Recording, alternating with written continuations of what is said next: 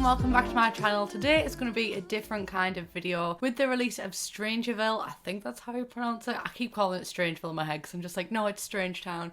I thought I'd do a video on Bella Goth because I love Bella Goth. I've known her since 2000 when I started playing The Sims. And I get some comments and it's like, I only know really about her backstory in The Sims 2 because of me. Because I always talk about her and I'm like, what did happen to her though? Can we just, yeah. But which I did talk about in my conspiracy theory video, which I will link up there if you want to go watch it. But this video is a birth to death, basically, of Bella Goth, talking about when we first got introduced to her and finally her death, whilst talking about these series of what happened to her. Because, you know, it's been a long time now, we need to know. I'm going to talk about this in a chronological order, following the timeline of the games and ignoring The Sims 4 because The Sims 4 is an alternate universe, so that doesn't follow the same lines. So the first time we actually get introduced to Bella Goth is as a child in The Sims 3. She lives with a mum and dad at Jocasta and Simis Bachelor and a brother Michael Bachelor, and she's a child and she is known as Bella Bachelor then because obviously, you know, she wasn't married to Mortimer Goth or anything. She wasn't like the ultimate gothic woman. Can relate though, like I will be emo forever. And her traits are good, lucky and brave, which,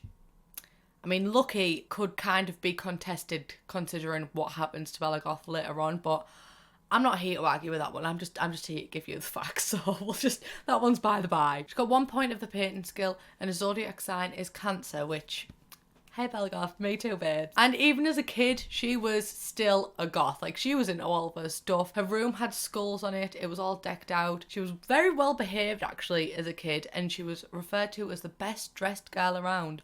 And was still seen in a red dress even at that age because red was a favourite colour. With this information so far, with the gothic room and the red dress, like, she hasn't changed. Not at all. She's the same throughout all of the series. And also, a little cute thing, at this time, her best friend is Mortimer Goth, which we know she ends up marrying later on, which is so cute. Childhood crushes. I mean, that doesn't really happen in real life. Very, very rarely, but it's The Sims. We can play make-believe and accept that as fact. So then from The Sims 3, we move on to The Sims 1. So The Sims 3 is the earliest in the timeline, then The Sims 1, then The Sims 2. So on The Sims 1, the timelines have changed a little bit. We see Bella Goth as an adult now, married to a childhood best friend, Mortimer Goth. Oh, can I get an amen? That is so cute. And she also has a child at this point called Cassandra, and she has the little glasses on and a little hair. And they do live in a gothic house in the default town that comes with the Sims game. The house is quite dark and gothic and not very light, basically. I wouldn't want to spend a night in there by myself. She does have some pastimes, actually. It's quite hard to imagine Bella as anything other than just this mysterious woman. I can't imagine her having hobbies. But she just likes to play the golf. She likes to play piano. And she likes to paint, which kind of corroborates with the whole Sims 3 Bella Goth because she had one painting skill as a child. Now she's working her way up. And at this point we see that she has a big interest in the paranormal, which you could have guessed with all the goth things and the skulls as being a child, but it's also a massive hint towards the future. And I'll work that into when I'm talking about it. So the Bachelor family are there in game as well. So she's still with a family. You know, life's good for Bella right now. She's got a good husband, a freaky house, which she probably loves. She's got a nice daughter. Everything's going swimmingly. That is until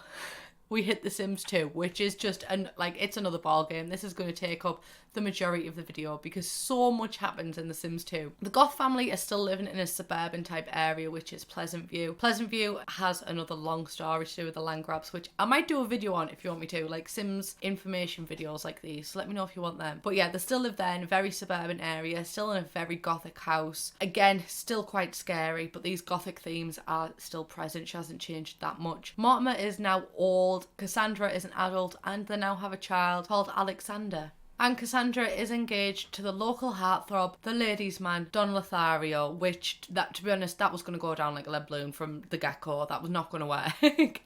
And we also know that Michael Bachelor, Bella's brother, who we've met before in the series, is the late husband of Dina Caliente, which also plays into the storyline a little bit. But we can't see Bella, we can't play with Bella. Bella's gone. Never see this face again. She's still there in the family tree. You can still see a picture. A picture's green, which means she's not dead, but she's missing. Hasn't been for too long because Alexander can still remember and he's only a child. Mortimer and Cassandra still have recent memories with her, so she hasn't been gone for too long at this point. And like I said, her face isn't greyed out, so we can rule out that there's been like a murder or an accidental death. But what makes this story weird is her last known location was on Don Lothario's deck, who is the fiance of her child Cassandra Goth. And Don's memories and photo albums show that he tried to make make a romantic move on it and got denied, which it's pretty bad going. Like, if you're going to cheat on your fiancé, it's probably best not to do it with your fiancé's mum, because you'd just go and tell your daughter, wouldn't you? You'd be like, nah, don't marry him. Or it could be worse, and you could cheat with your mum. I don't know what'd be worse. Both of them would be worse. I don't know. That's just a horrible situation. God bless Cassandra, the real victim in this. So that is the last thing that we know happened for definite. We've got their memories and his photo albums showing that. But straight after this, Bella Goth was missing. Like, gone, poof, into thin air.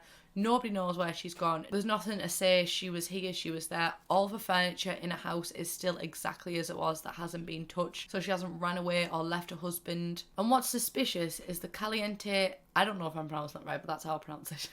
Their family bio says, was it just coincidence that the Caliente sisters arrived on the eve of Bella's disappearance? And is their interest in Mortimer physical or fiscal? So fiscal, I'm pretty sure it means like money, and are they interested in his money, or are they interested in him? And also, what is interesting is the Calientes are part alien. They have alien blood, alien relatives, ancestors and whatnot, so they are part alien, which makes things weirder, because the three options that we have here is that Bella was killed by the Caliente sisters because they have an interest in Mortimer. They want Mortimer's money, want Mortimer's house, they want maybe his body, but he an old man, who's gonna want that? Although some people, and you know what, if you do want an older man, you do you, babes. I'm not here to judge. I'm just here to deliver information. But judging though I am, I'm not though. So like, if you do, you know, want to get with older man, that's fine. So there is this theory that obviously they want his money, they want his body, possibly. And they also have a link to Bella, because Dina was Bella's brother's wife, or widow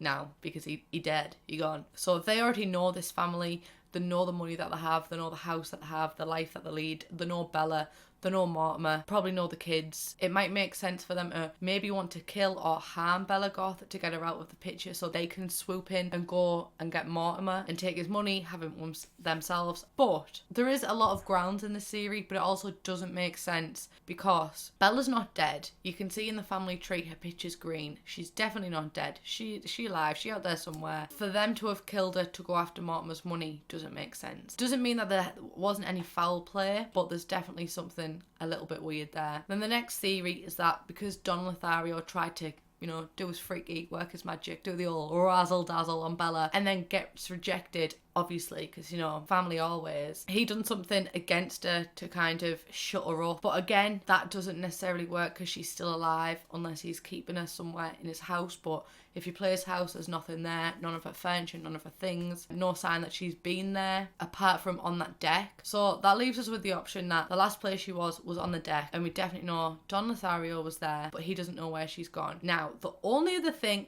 on that deck was a telescope, which leads me to the theory that Bella was abducted by aliens. This is actually the most agreed upon theory within the full Sims community, so you probably already know this one. What kind of confirms this theory is that obviously the telescope, you can get abducted by aliens in The Sims 2. She's been sighted in Strangetown, and when she's been in Strangetown, she's had no memories, which kind of indicates with the alien experimentation that something was going on there, something was not quite right. You know, she's been tested on lost her memories. And to push this theory even further, the Caliente sisters arrived on the night of Bella's disappearance. They're part alien. I haven't really said it, but Strangetown is like a big town in The Sims 2 that's all about weird things happening, like aliens and stuff. There is an alien presence in Strangetown, but I forgot to mention that. Could they have got their connections to kidnap her, get her out of the picture, so not necessarily killing her, just leaving no sign of her apart from the sightings that we see in Strangetown, so they could go after his money? And I think that's the most plausible theory.